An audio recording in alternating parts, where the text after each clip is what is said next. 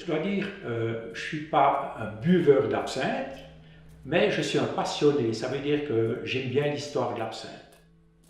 Voilà, ses origines et tout. C'est ça vraiment qui me passionne. Dans la famille, il y a toujours eu un ou deux distillateurs clandestins, bien sûr. Et puis, quand on m'a proposé de reprendre après mon oncle, je n'ai pas hésité. Alors, j'ai distillé clandestinement pendant environ 33 ans, oui. La légalisation, ça signifiait que les clandestins devaient sortir du bois ou y rester. Et moi, je dois dire, ça ne me plaisait pas tellement. Et puis, je pensais m'arrêter là. Et puis, la passion, hein, c'est plus fort que tout. Et l'année suivante, je me suis décidé à demander la concession. Alors, on a décidé avec deux autres collègues d'aller trouver un avocat. Alors, il a téléphoné devant nous à la Régie fédérale et puis tout de suite, ils ont dit non, il n'y aura aucun problème pour ceux qui sortent, qui s'annoncent maintenant.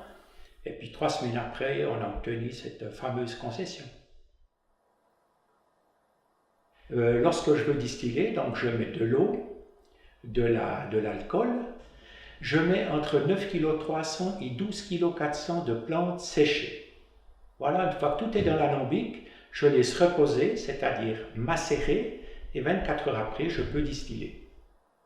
Moi, je travaille toujours avec 10 plantes, c'est-à-dire la grande absinthe, la petite absinthe, l'hysope, la mélisse et la menthe poivrée. Celles-là, on les cultive ici au Val de Travers. Et les autres, il y a l'anis vert, l'anis étoilé, fenouil, coriandre et réglisse. En général, ça vient d'Espagne. Il faut jouer, mais il faut toujours que ça soit rond. Il ne faut pas qu'une plante domine. Voilà. Mais on joue là-dessus pour trouver des absinthes douces ou avec de l'amertume, ou alors également des absinthes plus fortes. Alors depuis quelques mois, j'ai justement une nouvelle absinthe, une verte.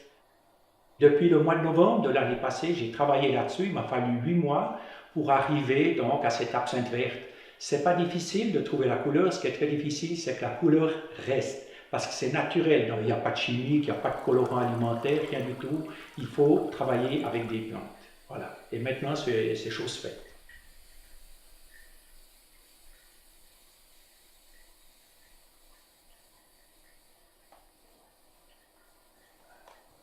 À l'époque, vous aviez ici 300-400 personnes qui travaillaient donc, dans les champs d'absinthe. Parce qu'il ne faut pas oublier que Beauvresse, c'était des cultures. Tous les champs qui se trouvent ici autour de Beauvresse, c'était des champs d'absinthe. Et moi, je m'imagine que ça devait être vraiment une catastrophe pour ces gens quand on est venu leur dire en 1910, pour vous, c'est fini. Quand on lit ces histoires, ça devient toujours passionnant. J'avais envie de rentrer là-dedans aussi. Alors, le futur de la Valotte, sincèrement, je ne sais trop rien. Vous savez, j'ai 3 enfants et 7 petits-enfants.